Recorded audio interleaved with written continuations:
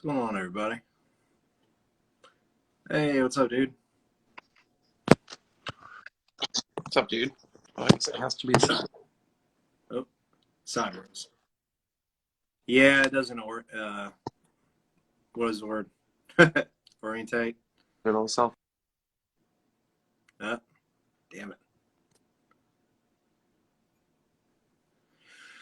it.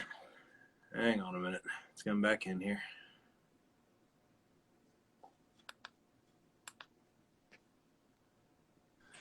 It's like what There what we are you guys talking about wanting this to go smooth? go. Right? Yeah. IG Live is not the I don't know, it's not the best, most user-friendly streaming platform, but it's what I It's got. shocking UN doesn't use it, or most Fortune 500 companies. Right. Shocking. What's going on, dude? Dude, just hanging out. It's lazy Sunday. How was your son's birthday? Oh, went awesome. It was his first birthday, so Man, congratulations. thanks. Had lots of family show up, so I mean it was good. About as exciting as a 1-year-old's birthday could be. You know what I mean? Is that your first child? That's our second. Our first one is he's 7 now. So it's not your first rodeo. Nah. It was pretty cool. Friday night, me and my wife took our oldest to go see. It was like an independent pro wrestling circuit around here. Oh, cool. So got to spend Friday night watching wrestling with him, and Saturday having a kid birthday party, a little Barney themed birthday party. Oh, that's awesome. Of course. So, yeah. Did he love it? What is it? Did he love it? Oh yeah. We got him. I bet this is what everyone was tuning in for. But The hard questions. yeah. We got him like a little smash cake or whatever, and he was like going face first into it. It was awesome. The way to do it. He did not nap once yesterday. Well, he's probably gonna be out all day today, so Most of the day. get some Like, rest. well, shit, man. You said you had a flight to catch here in a little bit. Something cool No, going on? picking up some friends at the airport. Yeah, Okay. not for a couple hours. So Okay. I there's didn't know if you were like heading out for some Vulnere related work or something like that. just hanging out and riffing this weekend. Put in a good solid 6 or 7 hours over the last couple days writing stuff. So Hell yeah. getting going. See a lot of our buddies popping up here in the chat. Just saw Joss Allen. Oh, what's up, Joss? How you doing? What's up? I'm trying to wake up a little bit. How's it going, man? Let me see here. Let me get. Oh, why is Discord popping up? Go away. I'm eventually going to get all this moved over to a different platform. But Yeah, seems like the younger generation isn't using Instagram as much. doesn't feel like it. I don't know if Twitch or YouTube would be the move or not. I don't know. Instagram make us old fogies now. Which is weird. Weird, right? We're not old. And like Facebook is just dead. Like it's literally nothing but boomers now. Yeah, we figured that out a couple of years ago because music stuff gets no engagement on Facebook anymore, but it still does pretty good on Instagram for the most part. I have no interest in going into that TikTok world or anything. No, we are not. There's not going to be rigs of TikTok. No. You can have like your own little dances you do. Oh, You can be grown up lip syncing to cartoons. I can't. I just can't. Like I don't know if you watch like Bedhead 1000 or anything. No. He's a dude on YouTube. Joe Anastasio got me hooked on it. Oh, funny. What's he do? It's supposed to be a video game channel, but honestly, he just kind of rants for most of it, and it's hilarious. And like, he's just kind of like a mid-40s like dude from Long Island who just rants about shit. It's Joe's humor for sure. That sounds fun to me. Yeah. I've never had video games, so I'm not super clued in on the video game world. But Honestly, that's the smallest part of it. okay, well that's perfect for me then. I just like East Coast people ranting. Yeah. It's kind of like when people go to stuff like Oktoberfest and it's supposed to be like this cultural thing, and really people are just going to get drunk. Oh yeah, of course. I mean that's culture though. I mean, yeah, Absolutely. I'm German and I work in the beer industry, so I kind of take Oktoberfest seriously, like Right. meaning I participate. Oh, yeah. Like just drinking a ton of beer and for no reason. The origin of Oktoberfest is really dumb. It was some princess that got married in 1815, and Really? yeah, just wanted to invite everyone to drink. So that's all it is. I did not know that. All right. I thought it was just I knew it was this long-standing German thing, but never really looked into it too much. Yeah, it's just a whole bunch of silliness. Dress up silly, eat sausages, drink beer, Nice. off in public. The reason I mentioned Bithead though was he was just ranting about like old washed up celebrities getting on TikTok, like Sylvester Stallone. Oh, really? Yeah, and it's just like he wants to be an old man so bad. He has to be, he has to be Rocky forever. And it's like TikTok's for kids. Just let them have it. Like, if you're over 40, you have no business uploading to TikTok. There should be a reverse age filter. Yeah, honestly, yeah. Like, I don't. It'd be really nice if there's some sort of AI sophisticated enough to detect if like a boomer was trying to do a Fortnite dance and automatically just would not refuse to upload the video. It's got like a facial recognition. We can count the. Yeah, exactly. You're like a DB 30-year-old though. It might cut you off too. Oh yeah, yeah, true. Shit. But well, hell yeah, man. All right. Probably what everyone's waiting on is talk some gear. Talk gear. I know. I reposted a couple of your previous submissions with your Engel and Jackson stuff like that. Do you have it kind of figured out what you're going to be touring with Vulnere with? I'll be using. So I have two Vader cabinets, and they both have an X pattern of vintage 30 speakers, and then the original, like custom Vader Eminence V128s. And I have the Engel powering one side, and then the Crate GX130C powering the other side. And that's when I was talking to Vogue years and years ago, and he said that he recorded Organic Hallucinosis with a Wagner Uberschall and a Randall Warhead, and I got to thinking about that, the dichotomy of like a really warm sounding like German mixed with like kind of a more hissy solid state amp. And I tried it out when I got that amp last year. I tried it out and it was just like, yep, that's what I wanted. I tried so many other amps in that second slot, and some of them were good, but it wasn't quite what I was looking for. And that kind of hit the nail on the head for me. Badass. As soon as you mentioned that you were going to tour with both amps, I immediately thought of Vogue, because I went down like a decapitated gear rabbit hole and found that too. And that's why I bought my crate, kind of run it with my dual rectifier.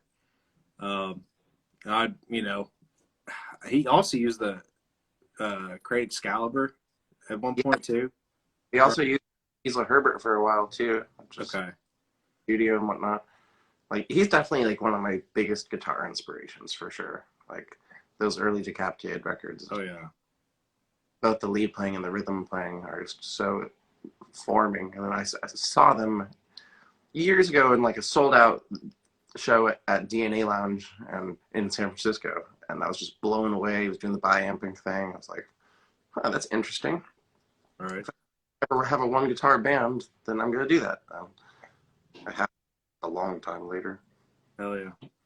I mean, it's badass. And I think there's even like a studio video of him talking about it, and they're like trying out different amps, and he's like, oh, Sepultura and Korn use tube, and Pantera, they use solid state. So I don't know, some kind of analogy like that as to why he wanted to combine the two.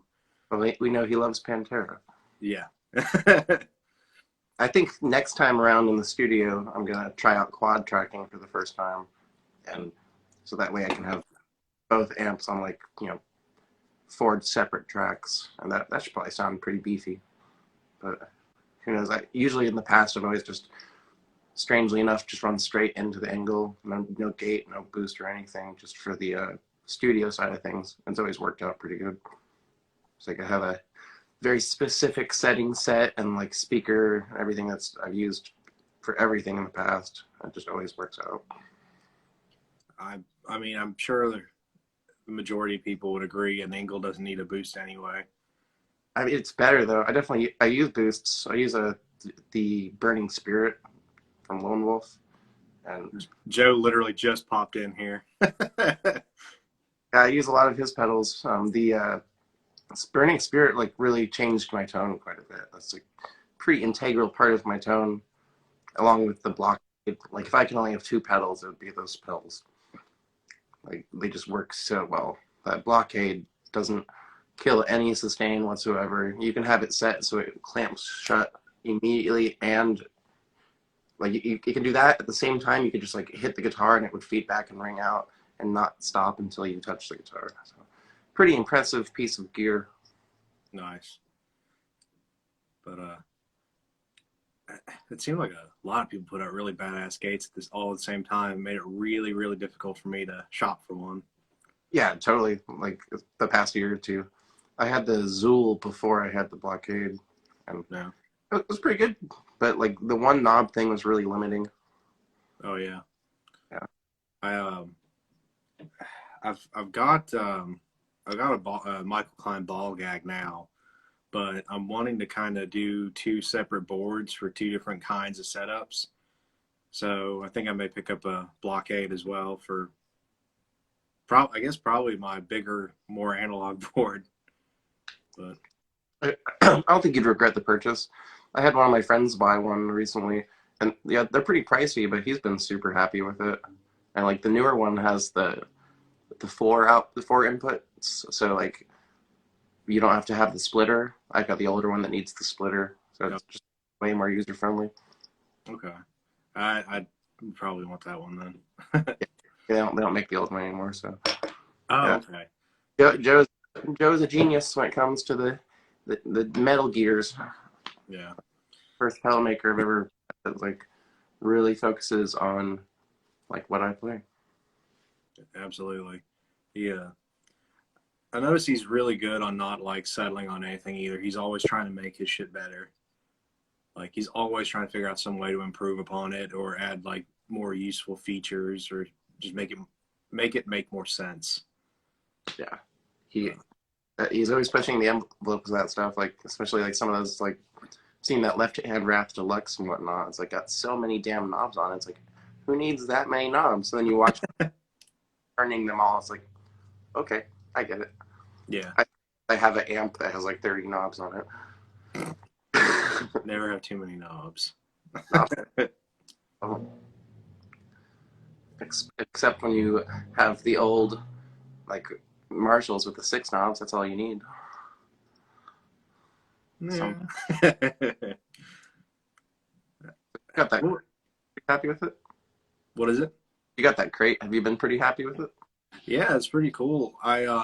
The only complaint about it is I wish I had an actual effects loop. Because yours not. Mm-mm. Weird. Mine has one. I think it must be the lower wattage one that doesn't have the effects loop. Yeah, I got the 600, which is like the 60-watt one. I had I knew a guy that used to have one of those years ago. That's actually kind of why I bought the amp. He played in a band called Deadly Remains, but now they're called Burning Palace. Whole different vibe. But yeah, he had the 600, and I remember like that was why I was like, oh damn, that's a good sounding crate. I kind of like put it in the back of my brain for 10 years. Sorry. Somebody's comment just popped up and it made me laugh. We don't say cool anymore, by the way. That's for boomers. Say poggies now? Okay. Right. Yeah. Adhere to that for the rest of the video. All right. I won't. Whatever. But yeah, I tried to mess around with that crate because it does have like a line out. I did try running it through I got a Mosfile power amp. It pushes quite a bit more. I mean, yeah, quiet. Huh? The crates are pretty quiet. Yeah. Like they're fine like if you're not playing with the band. Like the 100-watt one keeps up good enough, but it's funny. Like I'll do band practices with just it all the time, and I'll be like really stoked on it, and I'll flip back over to my angle and be like, oh yeah, it's like the tube's pushing the air a lot more because that's like one thing a solid state just can't do. It doesn't move air the same way. I feel like you can get them to sound great, but they will never feel the same. The one thing I noticed about it is it's extremely scooped. I pretty much had to, which I posted some clips on here a while back of it whenever I like first got it and fired it up and shit. Definitely needs some kind of boost in front of it for sure. Breaking it with the boost, I mean, like this scooped sound is like that's like what it's iconic for, like that suffocation, dying fetus. Like, yeah. Like, sometimes, like I don't personally play like scooped tone, but like scooped tones do sound metal as fuck. To quote Carl Sanders. Yeah. Yeah, when I was on tour with them, I remember looking at his amp. I had like the setting like marked in tape, and it was like bass 10, mid 0, high 10. And I looked at him. I was like, I always wondered if that was what you dialed your amp in. And he's like, it's metal as fuck. I was like, you're right. You're damn right. That's awesome. And like, to be fair, Marshalls, you kind of have to scoop a little bit because they're a little too MIDI for metal. Yeah. I had one of the JCM 2000s, and it was the same thing. You had to boost the shit out of it, and you kind of had to scoop it at least some. Yeah, totally. But when I've toured with JCM 2000s before, and they always do the job. Like, I definitely would prefer not to play one, but they'll get you where you're going. Yeah. They're I don't know. There for a while, I kind of like had that for I don't know. I guess more sludgy like Mastodon, High on Fire kind of stuff. If I was in the mood for that, and then I had the Mesa for the majority of everything else. I've never had a rectifier, and I really buy one. I have this bad habit of buying amps, and they pile up, and I never use them because I just use my angle all the time. Right. Yeah. Like, I'll buy some really expensive like amp. I'm like, oh man, this is so cool, and I'll like play it like 3 times, and I'm like looking at it with all of its other buddies in the corner. I'm just like, man, you need some love, and I'm not gonna give it to you, so I always end up selling everything. I went through the same thing. I had the Mesa, and it's one of the older like 2-channel ones. Those are the better ones. Yeah, and I think it's a revision F, based off what I read off the serial number and all that shit. And even has like the leather Tolex and all that. So because I've had that forever, I went through a whole string of amps that I kept selling because I kept comparing them to the Mesa, and I was like, well, why do I need this? This thing's it's like it's kind of like the Mesa, just not as good. Yeah, totally. Like, it's funny, those amps, like the Invader has been that way for me. I've had my Invader for like 11 years, and I've got Savage too as well. I had the old Savage. I had a Powerball, and like they're all great. But then I was always like rotating. I had like JCM 800s, a few of those. Had like an old JCM 900 Mark III. I had a Fryette Sig X for a while. Just random. But they say you play it in the store and like that sounds good, and you take that poor puppy home, and then you realize that, like, why did I buy that? Right. have a horrible problem of just like going into a store and then something following me out that I'm never gonna use. Like I just bought this like Lee Jackson head, like this Lee Jackson Metaltronics head, like because I saw it in the store, and I want that. I get it home and it's like painfully loud. It's like the loudest amp I've ever played. It's like 46550s. Just and there's even on one making your ears hurt. I was just like, well, this is kind of useless, isn't it? And then, some people would just run like an attenuator or even like some of the two note stuff that can, but that stuff's actually like super hard on your amp. Like those attenuators, like it just, from what I've heard, don't quote me on this, I could be wrong, but from a local amp builder around town says that attenuators just put so much strain on your transformers that it kind of just shortens the life of components in your amps. So it's like, not only does it do that, but like really kills the tone quite a bit. Now, did he mention if that was because of the actual, like the actual load box part of it, like because it's not the exact same as a speaker load, or is it? Yeah. Okay. So I mean, the tune-out stuff is pretty good. I always I'm back and forth. I've heard some people make the tune-out stuff sound really good, but I've heard a lot of really bad sounding tune-outs recordings where it gives it that it almost digitizes your analog sound. It's like weird, but like Joss Allen actually, he's got like that Boss load box, and he's gotten some really good tones out of that I've been pretty impressed with. Like I think he mostly just uses the load boxes with tube amps to record, and his tones are always pretty awesome. Yeah. I'm trying to remember. Jason Baker, the guy he works with for like Metilius and body asphyxiation science. Yeah. Oh yeah, the vocalist. Yeah, he is actually a buddy of mine, and he did vocals for a thing I put out the year before last. But he's real into recording and does it as like kind of like a second job. And I know he's been doing some reamping for Joss, and he I know he has one. I think it's one of the captors, like just one of the basic like captors, maybe even the Captor X. I can't remember, but I know he's like ate up with that now. Now he went from using the Axe effects to now he's using tube amps into the two note stuff to reamp everything. He's like in love with it. Yeah, like those are the kind of people I'd really like to chat with and like figure out, because I have this like dumb dream. Like I've got like monitors in my living room, and I'd love to. I've always thought about buying like a second. I don't know, not a second. I have other amps I could use, I suppose, but buying like another Invader or like maybe one of the smaller angles like the Iron Ball, and just like having a capture and going right into like my monitors in the living room. And I think that would be like the coolest home practice setup ever. Doesn't the new Iron Ball, can't you run it without a speaker load? Now that you're saying that, I think that you're absolutely right. It can. Those things sound good too. Like I've never heard a small amp with like that kind of like chunk and body to it before. Nice. I know them and Rev are both doing that with some of their smaller ones. I can't think of anybody off the top of my head that could do that same thing with. Yeah, I think I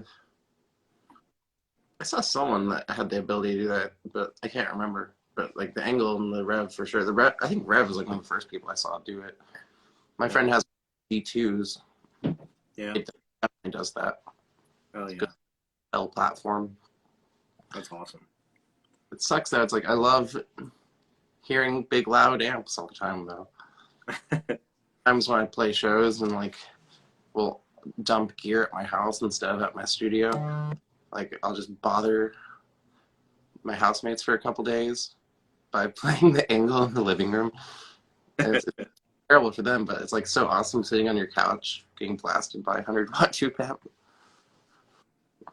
Yeah, I haven't had a tube home for years, so it's like it's a trick for me. I well, like this little room down here, I have all my amps like piled up beside me, and this is sort of my little den down here in the basement. But like just being able to sit on the couch in my living room with like a full stack blasting would sounds pretty awesome. Like Like, it kind of reminds me back to just being like a teenager, still living at home, and oh yeah, yeah. cart my amp. Like, I'd wait for my parents to leave. I'd cart my amp out to the garage and just blast it in the big room instead of my room. I remember one time, it's kind of funny. It's like immortalized by like a YouTube video, but I was like just blasting my Marshall like maybe halfway up. My mom comes storming in the room. She's like screaming like, I could hear that down the block.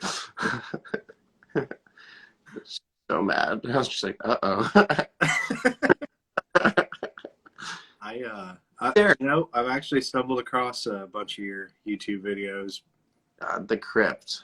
I haven't touched that channel in so long. It is pretty darn funny though.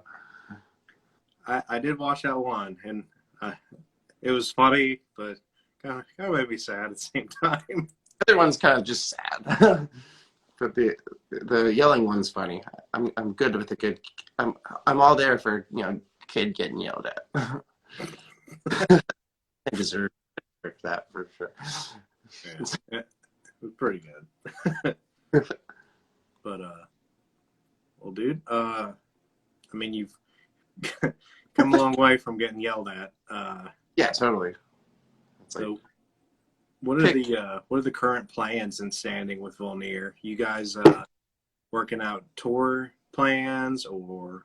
So we're writing in writing mode right now. It's weird. We putting out an album during a pandemic year it was like a hard decision because you don't want to put out an album and not be able to support it at the shows, but you also don't want to wait too long. So we decided to put it out, and it did pretty well. But shows in Portland, there's been a couple, but they're not really picking up that much yet. We've had a couple booked that have fallen through, so we're kind of hunkering down and trying to finish full length number 2. We have 6 songs, and they're really awesome. I was actually thinking about sending you some of them before this, but I'll send you them after.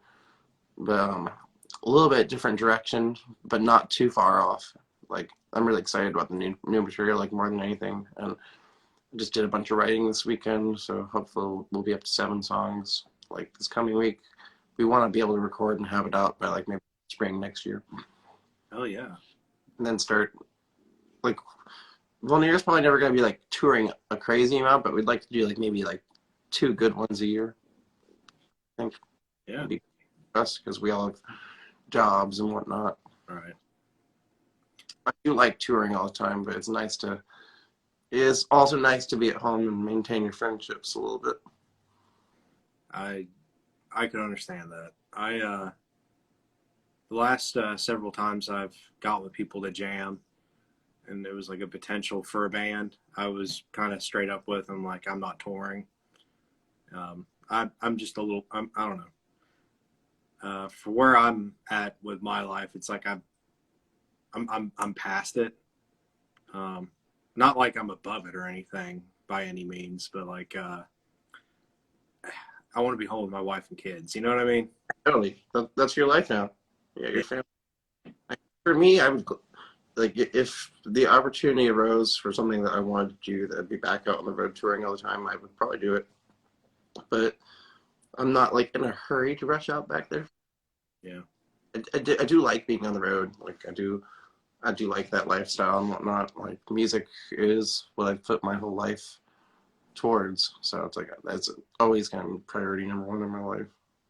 But it is nice to relax. Like after that whirlwind of a year before the pandemic, like it was pretty nice to go out, just like spend time in my state and like go outside, be around people, just relax a little bit. Though I am itching to get back out there playing shows. It's like really tired of it, not playing shows. But at the same time, I've kind of just like let it go because it is what it is. Like, yeah, wait for things to happen on their own time. Especially out here on the West Coast. West Coast people are real slow to get back to doing things normal. I've heard that. We might be, I don't know, I feel like we're going to be stuck wearing masks and not having as many shows for like the next year or two. Like, I hope I'm wrong, but it just seems like we keep having setbacks all the time.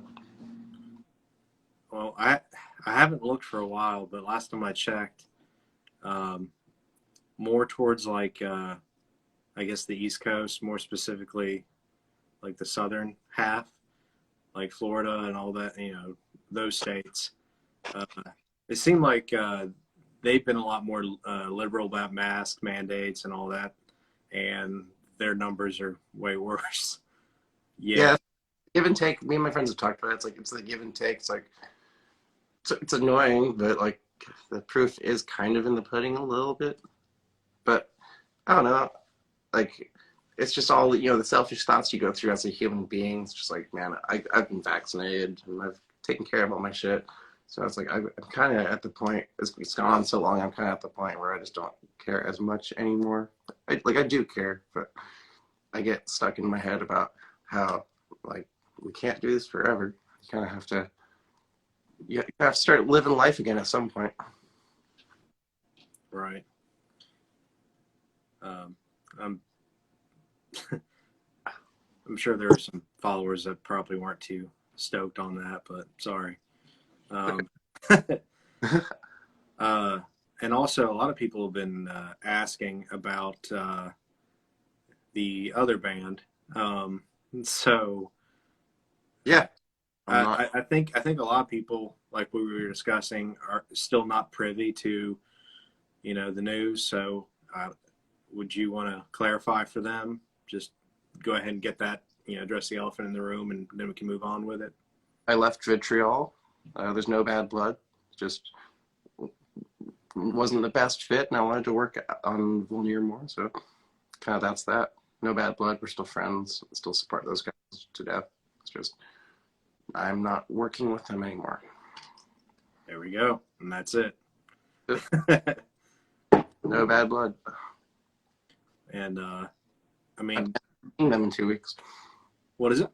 I'm gonna go see them in 2 weeks. Hell yeah, that's awesome. That's good to hear, because I know both bands are probably two of the most recent bands that I've been especially stoked on. Like I listen to Igneous like crazy. Oh, I'm glad to hear. Like like I mentioned before, it kind of scratches a certain itch that was left behind when Decapitated completely changed their sound. Not that it's a Decapitated ripoff or anything, but it kind of straddles that line of, and I can't tell you how many times this has been talked about on this show, that there's a fine line between too technical, with death metal, and like when it starts to lose its heaviness. And the prime example was early Decapitated, or Nile. Yeah, exactly. So, and I think Vulnere hits that mark and hits that sweet spot like perfect. And huh? Go ahead. Oh, I was gonna say, as much as I love, like, the whole caveman riff thing going on with like the cavernous vocals and all that, the variety of bands like Vitriol and Vulnere, it's a welcome flavor of the different palette of bands out there right now, if that makes sense. Oh, totally. I mean, for a long time, it felt like that style was like kind of the caveman riffs thing was kind of like taking over for quite a while. And like, there's lots of really great, like, not necessarily caveman bands, but there's lots of really great, like, OSDM bands that are really killing it that I'm super into, especially in my town. Portland has a lot of really high quality traditional death metal offerings, but I know that there's been some hunger for the more fast aggressive stuff again. And I think a lot of bands like Nile and whatnot that were putting out a lot of their best records kind of in the mid 2000s when there was kind of a lull for death metal. Death metal wasn't like doing as well during that time, and then the interest peaked again, like around 2010. I feel like, Yeah. and, like now these bands are like people are hungry for the speed and the aggression again, and I think there's like all types of death metal are awesome, but I definitely really am drawn to the really fast aggressive stuff. It's funny that you made like the Decapitated connection because Keith Merrow said that a long time ago, and I had never really seen it, but with the amount Decapitated I listened to, I'm like force fed myself. That makes sense that would be part of where I sound. It's more style. It's more stylistically. I think there's definitely certain things that set it apart. I think um, there's almost like a dark sense of melody kind of thrown in with your all stuff that where maybe for certain parts. I know it sounds kind of funny because it can be pretty chaotic at times, but I don't know. I hear melody in weird places too, though. Yeah, there's lots of like Gorguts inspiration kind of snuck in little parts, like the big swampy chordy parts and whatnot. I feel Right. like super Gorgutsy. And some of the newer stuff has like a little bit more of like an ulcerate feel to it, and maybe like some like wormed, a little bit more of like the swampy lower chords and whatnot, which I'm Right. been excited to incorporate into it. Absolutely. And I love shit. switch shit up and keep things brutal. Like I think what you were talking about with like the line between like technical and heavy, it's important to use technicality not as a flashy thing for me, but more as a textural thing. Yeah. The cascade of notes is more about creating a texture and like a feeling of the more overwhelming feeling rather than a look what I'm doing. Like look at this cool run I just did. It's more about like all those notes. You maybe half people won't even hear all those notes, but it makes a sound that is unique. Absolutely. And I think I think the whole like melody thing comes from me doing like jazz and having to hear like really weird avant-garde dissonant kind of jazz and still hearing and deciphering a melody by the way. So like uh Did you play jazz? Obviously, yeah. like, did you play in like jazz band or something in high school or something? In college. Yeah. So I had to learn like a bunch of Miles Davis tunes and stuff like that. But there's also a teacher who really pushed a lot of like very dissonant avant-garde kind of jazz as well. And a lot of people really, really hated it. But I was sitting there thinking, this is cool as shit. This is kind of like Right. Dillinger Escape Plan, but with like woodwind and brass. Yeah, like some of those like earlier like composers, like real like the earlier composers that did like the really dissonant stuff. I'm sure that they were looked at even crazier than people look at them today. Like back when they released that stuff. Like I joined jazz band in high school because I'm gonna get to play guitar for a class, of course. Like I'm gonna do that, Right. and it was fun. It like really challenged me. There's no guitar parts, so I would play the piano parts, and it'd be like a changing chord every beat. So it'd be like burr, burr, burr, burr, burr, burr, burr. It was just like super like Oh yeah. it was like pretty good for me at the end of the day. But I didn't really enjoy the music as much as I wanted to. Like Yeah.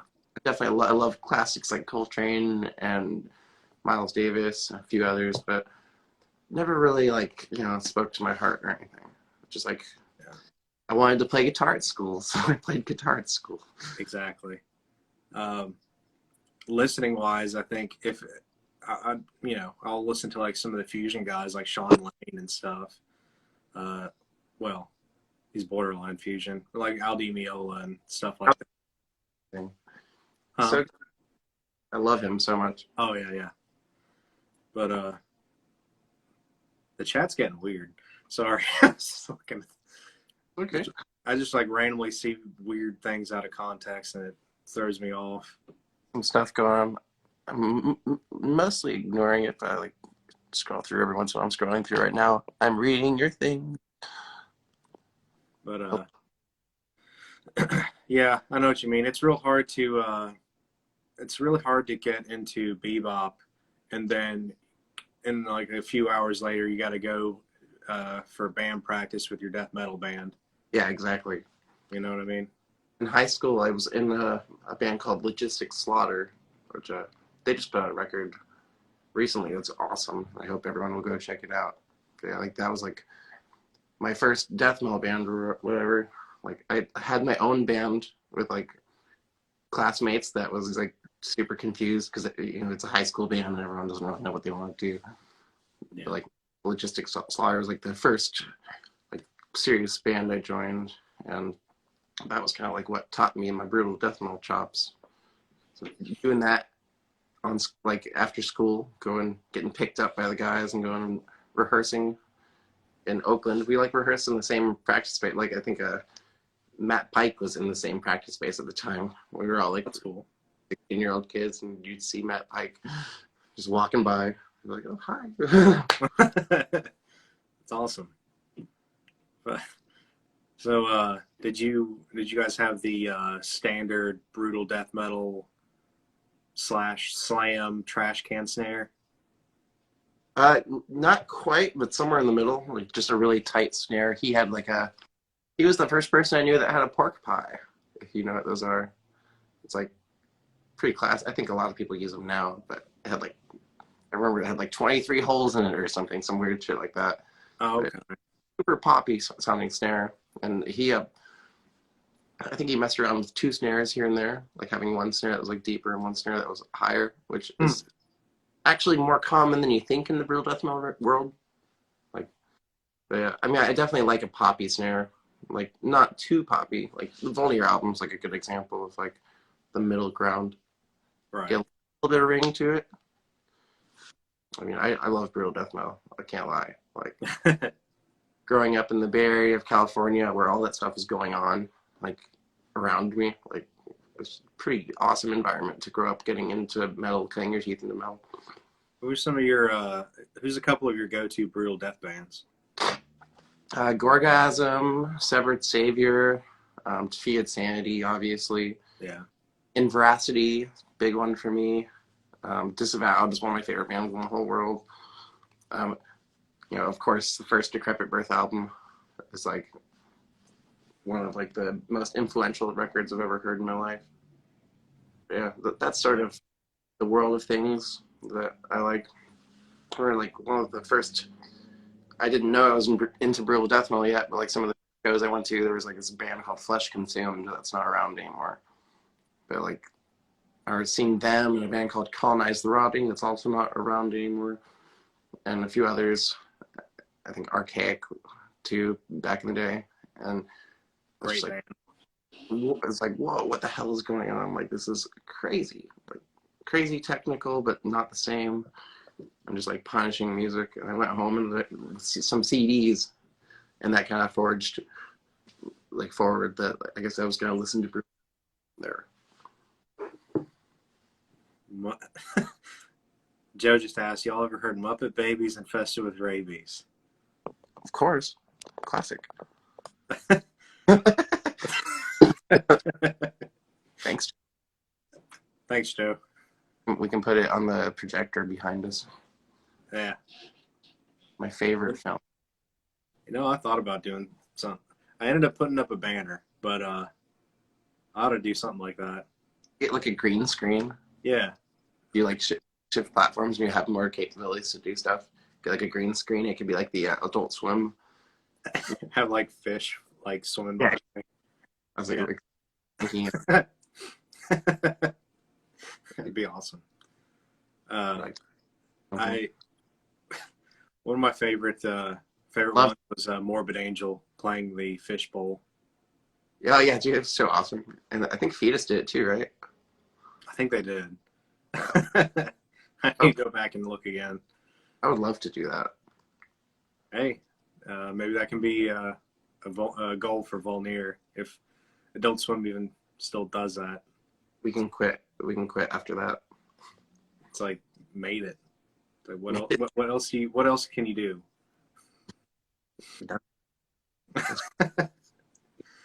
And then you can announce Squidbillies rerun right after. Man, I love Squidbillies. I haven't watched it in a long time, but that is a dumb, dumb show. Uh, what was it last year where whatever his name is, the voice of Early Kyler, he just said a bunch of dumb shit online and got the show canceled. I have no idea. I didn't know the show was still going. But either, I think I stopped watching it 20 years ago. Yeah, like, and I was like, canceled. It's like I thought they were canceled. Like, I don't know, at least 5-10 years ago. And I went and looked. I was like, oh shit! There's like, I wanted to say it was like 8 or 9 seasons. I was like, how? Hey, bravo to them for keeping it going that long. Yeah, but it's like, I was just thinking, it can't be good. No, it can't. Because those early ones, I think not that long ago, me and my friends were getting silly, and that came on. We were like at a cabin trip or something. And we were like, let's watch Squidbillies. And like some of those early episodes, like, oh, this is actually sneakily funny. I didn't quite get how funny this was when I was a kid. Right. God, I used to be ate up with it. And maybe it's because I'm from West Virginia, but the episodes with Jessica White are probably among my favorites. Do you know which ones I'm talking about? I don't even know who Jessica White is. Really? Oh, man. Have you ever seen The Wonderful Whites of West Virginia? No? Oh. Is it good? My. Well, Jessica White, there was an old, there's like a TV documentary thing. I can't remember came out in the 90s maybe, called Jessica White, the Dancing Outlaw. And I guess his dad, it was like that mountain clogging kind of thing. If you ever seen that. Yeah, well, you're not missing out on a lot, but I don't watch much TV. I'm starting to get into it this last year. well, I'll try to see if I can find some of this stuff on YouTube and send it your way. But the first one was like for, I don't know, like ABC or something like that. Did a documentary on him. And there's like there's some famous quotes from that first one. Like he was talking to the cameras about him and his wife. And he's like, and I held that knife to her throat. And I told that bitch she wants to live to see tomorrow. She best starts cooking them eggs better, or best start cooking them eggs a little bit better than she's been cooking them. I had where that was from because that's like I've heard that sample so many times on Call of the Mastodon. Yeah. I want to watch it because I'm curious. I've watched movies based on samples in songs before. I've definitely done the research. I'm like, what the hell is going on here? I'm like, oh, that's a movie. Like, there's some band called Dead Can Dance. I'm sure everyone's heard of, and they were sampled. An interview from them was like sampled in a band called Taurus's record. Or finding my new obsession from just like following up on a sample from a song. Right. Always fun to go deep. Hell yeah. By the way, I always appreciate, sorry, but I just noticed that. I always appreciate your beer post because I don't get to enjoy it as often as I'd like, but I love craft beer. What are you drinking today, by the way? Drinking Schönraumer Dunkel. It's a German brewery. It's been around for about 400 years. Yeah, it's delicious. Just a dark lager, pretty light beer, but tasty. Hell yeah. Beer. That's like what I do. Work for a distribution company. We love beer out here in Oregon. It's part of our culture for sure. The last couple of years or so, I think it must be like a combination of posts from probably like you and Keith Marrow, Simon, and Leon, and all of you guys out that way, as well as a buddy of mine who was stationed out there. Um, it looks like a pretty cool state. It's awesome. Like it's weird. Like there's like, the big metropolitan areas and the rest of the state is pretty sticky. Like once you get out of the suburbs of Portland, it's kind of, you're in farmland or forest or something. But, it has its pros and cons for sure. But I love it out here. It's a really beautiful place. Rains all the time, so everything's extra green. And you really appreciate it when the sun's out. But it's a cool state. Like, I don't think I could imagine living anywhere else in the near future. I think if I did move somewhere else, I'd probably move somewhere else that has like very similar topography. Let's say West Virginia is definitely even the most. I live probably in like close to the biggest cities in the state, and they're really not even that big of cities compared to, I don't know, like literally even if you just go over to Ohio. So it is a very, very rural state for sure. And I didn't really, it didn't dawn on me how little urbanization has gone on in this state until I started, getting a bit older and traveling out of state more. And I was like, oh, wow, I am out of the country.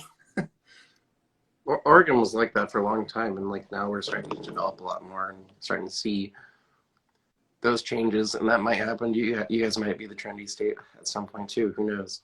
Like, yeah, you never know. Bunch of IT companies may move to West Virginia and well, tax laws out there, maybe. Maybe. I definitely prefer East Virginia, though. Wow. That's a good one. Here all day. Yeah. But all right. Anyone falling asleep out there? Texas is America. Right. So we went over gear, and we actually kind of talked about some of your inspiration for some of your tone as well. Would you say, not to just keep likening you to Decapitated, but who would you say is some of your inspiration for a lot of the Vulnere stuff? Because you said that you weren't consciously thinking of Vogue and all that stuff when you were writing. So right. I think my biggest obvious ones I can think of is like Severed Savior. Like that's a band I can like listen to us back to back and like definitely hear big similarities, like big time similarities. Gorgasm for sure too. Strangely enough, Pig Destroyer, Prowler in the Yard was like pretty influential to a lot of the riff approach and like just the approach of how I organize things, like because they have all their really short songs that if you listen to 3 of them in a row, kind of sometimes it feels like that's the complete thought instead of just like individual songs. I know we have a lot of riffs, but yeah, those are kind of like the big ones. And Gorguts too, like just for like all the chordy, swampy stuff. yeah. But Severed Savior and Gorgasm would be like number one. Definitely brutal death metal influenced. I just wanted to do something like brutal death metal, but with fewer slams. Like I love slams, but I wanted that to be less of an aspect of the music and more go for like the, the down picky, chuggy stuff, kind of like more from like grind or like older brutal death metal. I Pig Destroyer never came to my mind, but now that you say that, I can totally see it, especially with like how the riffs don't repeat very often and like the song structures and everything.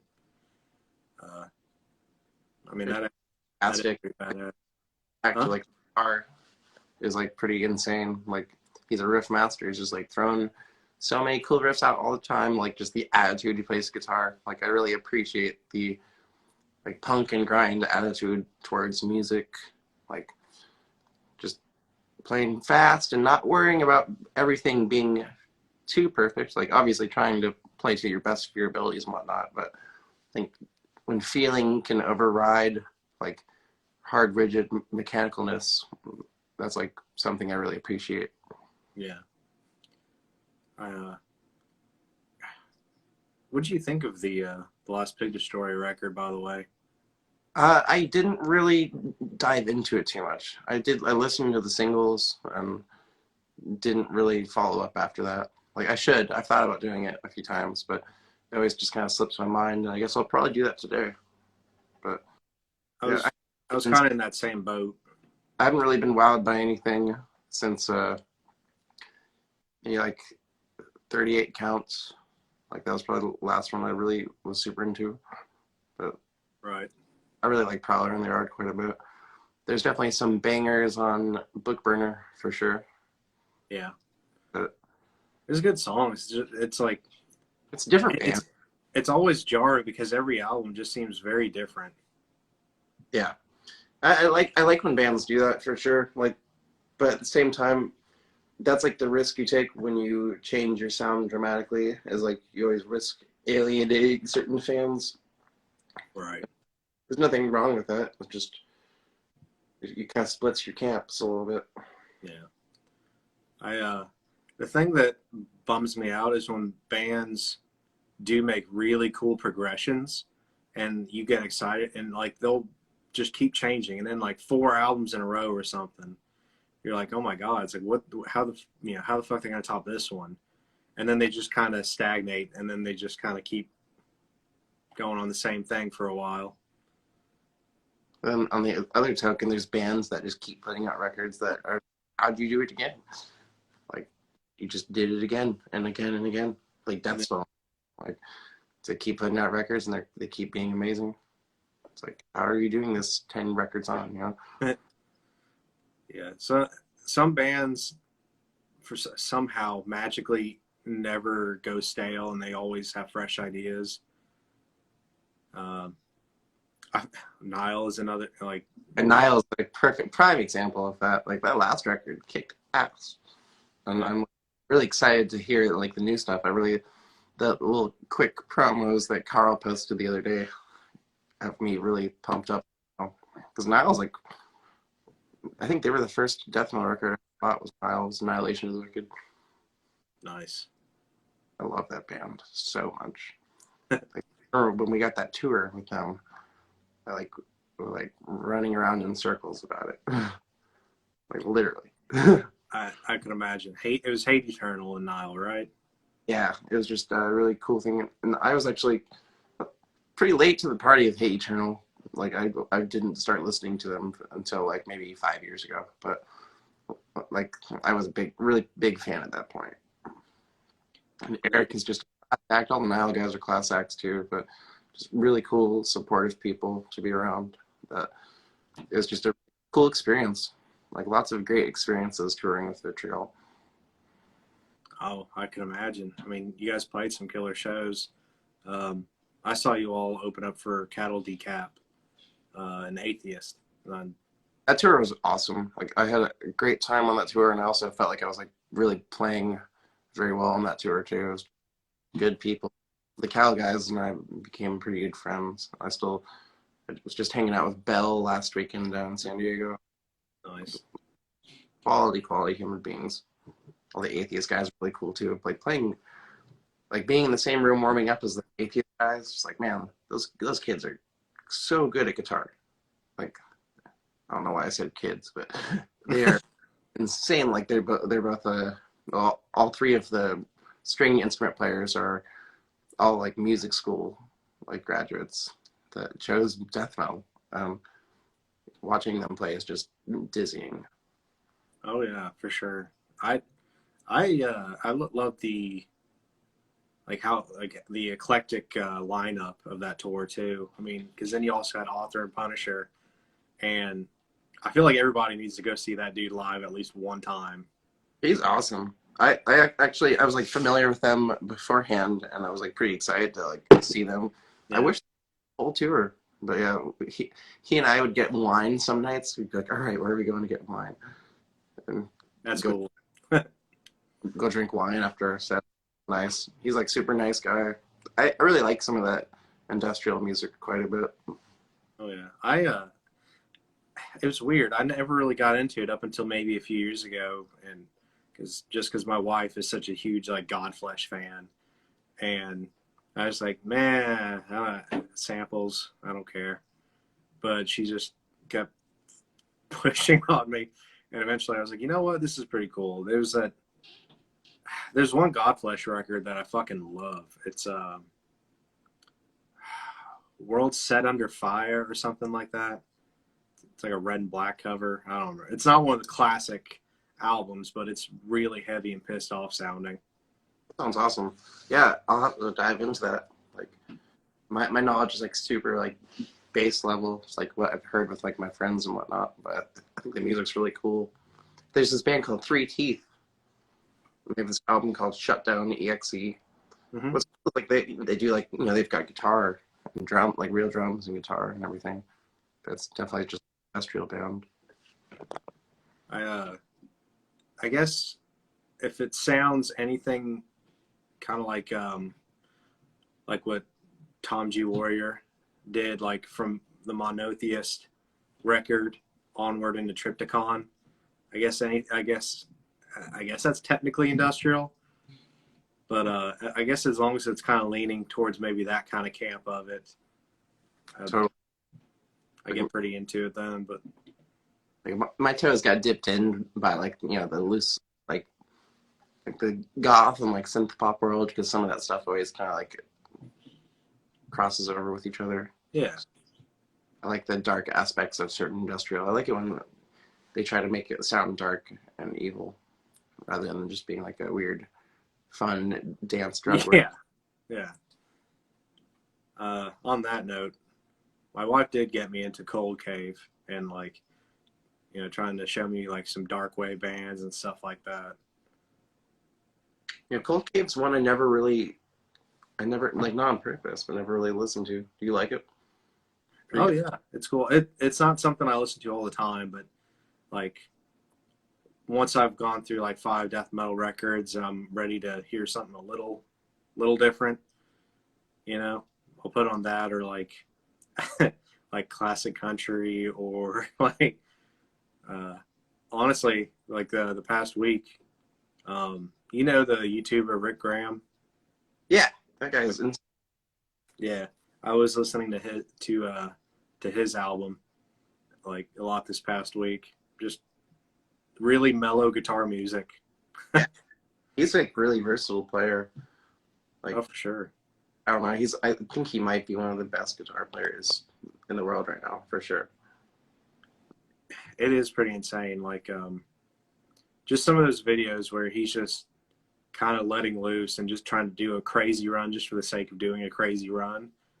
It's so damn fluid that I don't think most people really appreciate that.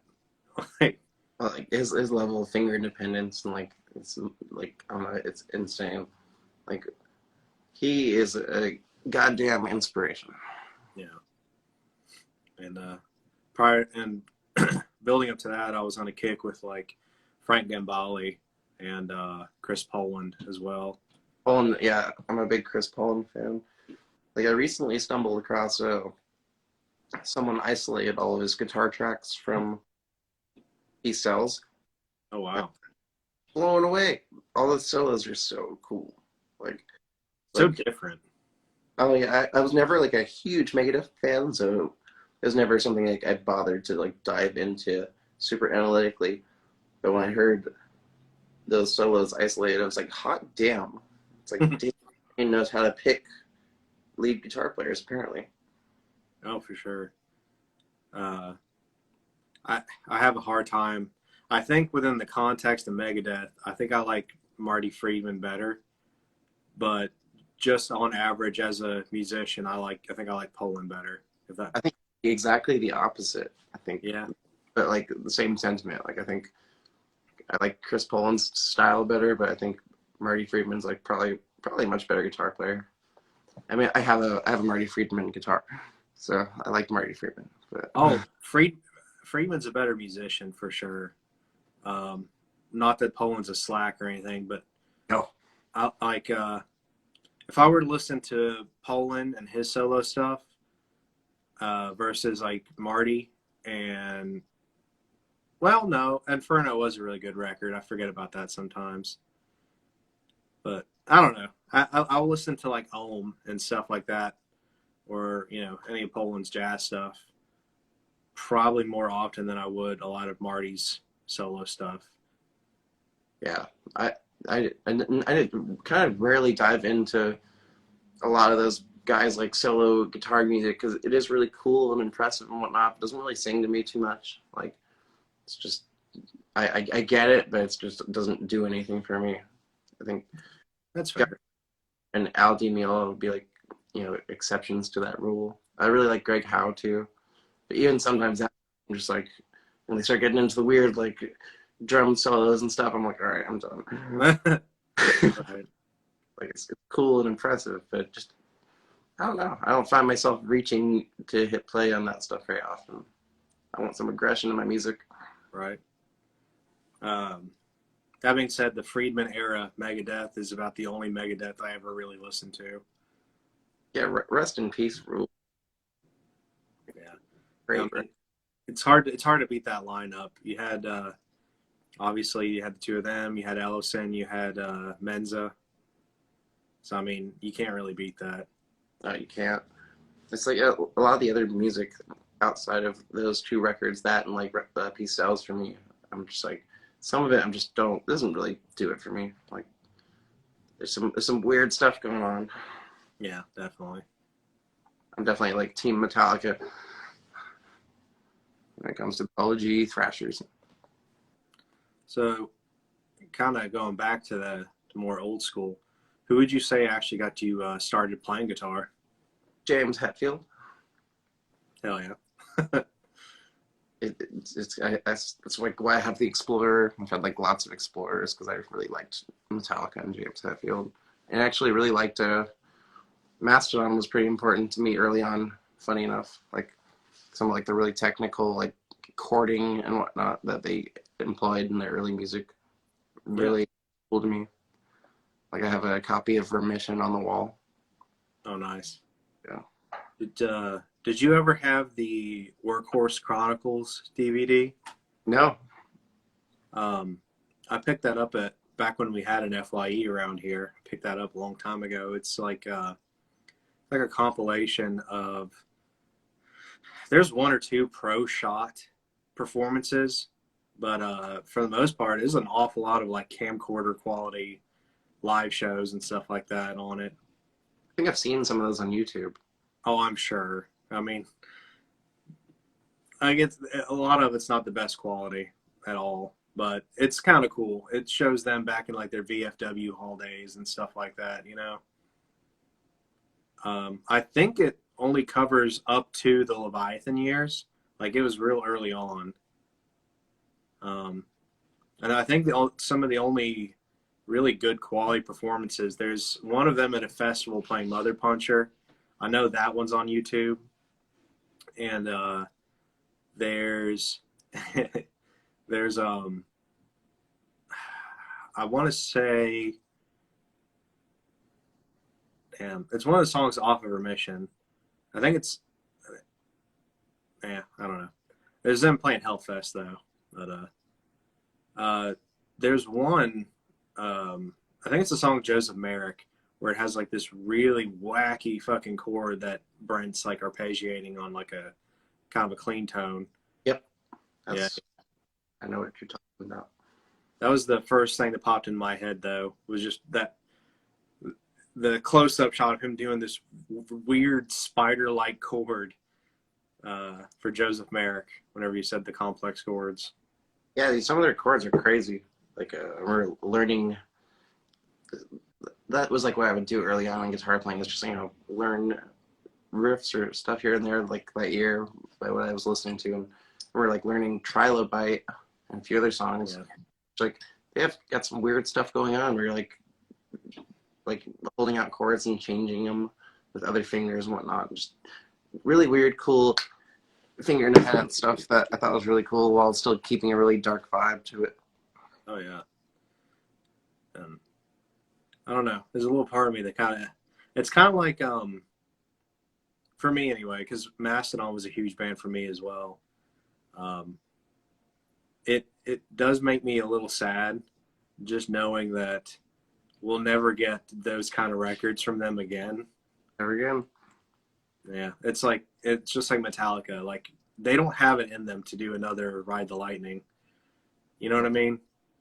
Like they've had too much money for too long, and they're too happy and settled into their lives as like dads and stuff, and they can't be that pissed off anymore. So it's like the best we're gonna get at this point is probably like Hardwired. Yeah. Well, I think it's like one of those good things. These could be like good closing arguments. It's just like it's good to appreciate the the sound that we like. We have it. Like we've got several records worth of that stuff. So it's like just appreciate what's there. Yeah. The future is what it is. Right. And it's it kind of,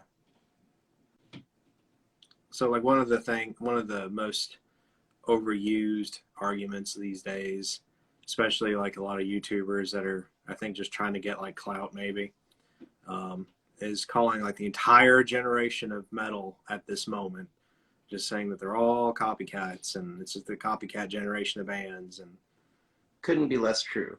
There's so much good music going on right now. Like there's so much innovation going on with guitar and with metal in general. Like absolutely. New stuff going on, and if you are not taking the time to go find it, then that's on you. You can't like call an entire generation of music not happening. I agree, but even the certain bands that do get called out for being quote unquote copycats, one, I don't agree because I know the differences and I hear the differences, and I don't think that those particular bands are disingenuous whatsoever with their approach. I think they're just writing sounds that they particularly enjoy. Yeah. And even if they were to make a let's take a non-metal band as an example and do like Greta Van Fleet, who are basically Led Zeppelin clones, kind of Led Zeppelin cosplay, right? Yeah. I mean, well, my brother was playing with me a live video of them yesterday, so it's kind of fresh in my mind. But like even their mannerisms, like their actual movements on stage when they're performing, it looks like the guitar player is trying to cop the stage moves of Jimmy Page, and the singer is he's got this Robert Plant thing going on. Your phone just could not believe it. I found really but yeah, and like I thought that was a little cheesy, but as far as like their music and everything goes, yeah, it sounds a lot like Led Zeppelin. But what was the last Led Zeppelin record, and when are we going to get another one? And if it is, you know what I mean? not gonna happen. So it's just like, yeah, it sounds like Led Zeppelin. Just shut up and enjoy it because you're not getting any more Zeppelin. Yeah, like, exactly. Like if it sounds exactly like a band, well, then it sounds like songs that band hasn't written. Then if it was like a direct copy of stuff, like blatant, like they could probably get sued kind of thing. That's one argument, but that ain't really happening, But I don't know. Is what it is. I guess that was just me ranting against Boomer rants. Totally. Well, on that note, man, I think I'm gonna cruise on out to the airport here in a few minutes. It's been awesome chatting. Absolutely, man. Do you think you'd have time for one last little question? Do it. Because I always end these the same way. What's your top 4 death metal bands or albums? That's hard. That's not fair. It changes all the time for me. Annihilation of the Wicked from Nile. Consuming Impulse by Pestilence. Masticates, Dominate, Gorgasm, and the last one's always the hard one, right? Oh yeah. We'll get there. Maybe this is so difficult. Considered Dead for Gorgasm. Hell yeah. Yeah. Awesome, man. Well, thank you so much, Mike. I appreciate you coming on the show. Yeah, man, thanks for having me. It's been fun. Absolutely. Yeah, this was a blast. Thanks for everyone watching. Yeah, everyone, thank you for tuning in. Everybody, go check out Vulnere if you haven't already. Pick up the album, pick up merch, and keep an eye on social media. And we'll be waiting for that new album, man. Awesome, man. Cheers. Have a great day. See you guys.